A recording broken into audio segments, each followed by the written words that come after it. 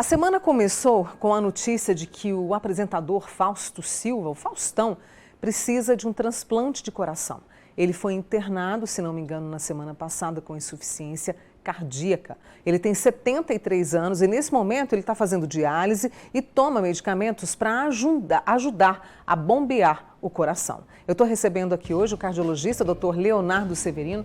Dr. Leonardo, muito obrigada por atender aí o nosso pedido, viu? Sempre agradecido pelo convite, Mônica. Vamos entender o que é essa insuficiência cardíaca? O coração não consegue trabalhar bem?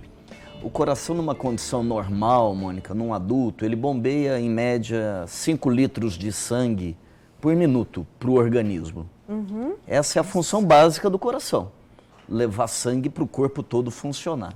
Agora imagina se esses 5 litros transformam-se ao longo do tempo em 2 litros e 1 litro. Se o coração, nesse passar dos anos, além de enfraquecido, vai se dilatando e perdendo a capacidade de bombeamento do sangue. Essa é a insuficiência cardíaca, a incapacidade do coração de bombear o sangue na medida que os órgãos vitais necessitam para funcionar. Você falou do coração dilatar, ou seja, ao longo do tempo ele vai crescendo, ampliando no nosso peito? Ele vai crescendo. Na pessoa com insuficiência cardíaca, os fenômenos geralmente são simultâneos. A perda de força e o aumento do tamanho.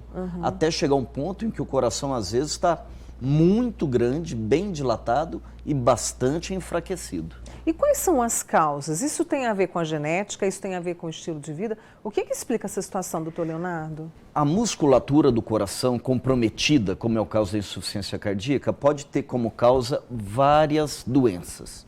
Existem doenças primárias do coração, da musculatura do coração. O coração sofre uma alteração em relação ao funcionamento do seu músculo por doenças ligadas a ele em si. Existem também doenças como infarto. A pessoa que infarta e com isso perde uma quantidade razoável de músculo do coração, que se transforma numa cicatriz, numa fibrose, isso pode virar insuficiência cardíaca. A pressão muito alta ao longo de muito tempo, sem controle, pode virar uma insuficiência cardíaca. Problemas nas válvulas do coração podem também se transformar em insuficiência cardíaca. Na nossa região, é fundamental lembrar da doença de Chagas. Sim. É uma das causas ainda mais prevalentes de insuficiência cardíaca na nossa região. Existem outras, né? Então, essas são as causas principais. Você falou de genética. Isso. A genética, se for, por exemplo, no sentido do indivíduo infartar, aí, de uma maneira indireta, pode levar a uma chance maior de desenvolvimento da insuficiência cardíaca, né? E a gente tem aí essa notícia, a gente está torcendo pela recuperação do Faustão, né? E, quer dizer, ele deve ter feito todo um acompanhamento até chegar numa situação um pouco mais crítica, doutor Leonardo? Olha, as informações que eu tenho sobre o caso dele especificamente são que ele já passou por problema de circulação das artérias do coração, já tinha passado por angioplastia, né? Colocou stent, né? O que significa que ele certamente já vinha com problemas há algum tempo. Os problemas dele não são de agora, né? Geralmente insuficiência cardíaca é assim, é uma doença que evolui ao longo de um tempo longo. Tem algumas exceções, miocardites, outras condições em que há uma perda aguda, rápida, abrupta do funcionamento do coração. Mas na maior parte dos casos a doença é crônica, né? Então ele já vinha com problemas. Outras questões que também devem ser lembradas e também ligadas ao caso específico dele, a importância do diabetes. O diabetes é uma doença que interfere demais no coração, isso é sabido por bastante gente, tanto no sentido de provocar, por exemplo, placas de gordura e aumentar o risco de infarto, como também de, em si, alterar o funcionamento do músculo do coração e poder provocar também a insuficiência cardíaca. E hoje nós temos um quadro, um aumento significativo de pessoas que têm o diabetes, muitas vezes algumas pessoas que não conseguem levar esse acompanhamento, ter essa disciplina do tratamento, não é, doutor Leonardo? O diabetes e as outras doenças crônicas, né? Eu mencionei aqui a hipertensão, olha a hipertensão. Você imagina um coração vivendo uma década, né, precisando bombear o sangue e vencer uma pressão altíssima na circulação sanguínea. Olha a força que o coração precisa empreender para superar essa barreira, esse obstáculo. Não é tão difícil imaginar que vai chegar um momento que o coração vai cansar, né, de ter que ficar bombeando sangue e vencer aquela resistência tão alta. Aí ele perde a força, dilata. Enfim, é uma das situações mais comuns. É uma situação preocupante. E aí, no caso, a recomendação, né, a indicação foi de um transplante do coração. Eu gostaria que o senhor explicasse melhor para a gente por que dessa necessidade. O transplante é a última linha de tratamento da insuficiência cardíaca. Entendi. Você pensa em transplante quando você não tem mais nada para fazer.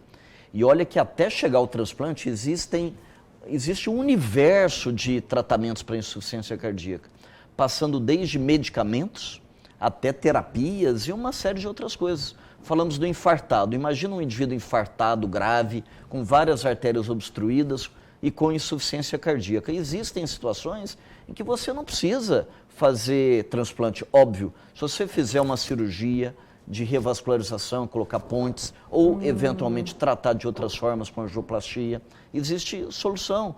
Se a insuficiência cardíaca é provocada por uma doença na válvula do coração, às vezes você vai trocar a válvula. E os medicamentos, então? Nossa, Mônica, o que tem de remédio bom para tratar a insuficiência cardíaca hoje? O tratamento está tão moderno e tão completo que às vezes a gente consegue tirar pessoas que estavam na fila do transplante. Fazendo o tratamento adequado, você pega aquele indivíduo e fala, volta aqui, não precisa mais ocupar esse lugar. E trata o paciente e devolve qualidade de vida e saúde para ele. Eu quero até falar, porque ele está na fila do transplante, né? Eu quero falar sobre isso, mas deixa eu trazer aqui a pergunta da nossa querida Elânia Diniz, lá do Santa Mônica. Elânia, um beijo para você. Arritmia cardíaca pode levar à insuficiência cardíaca? É a dúvida dela. O contrário é mais comum. É muito comum os pacientes com insuficiência cardíaca terem arritmia. A arritmia, nesses casos, é muito mais consequência da insuficiência cardíaca do que causa, apesar de poder existir situações em que a arritmia leva à insuficiência cardíaca, mas o contrário é mais comum.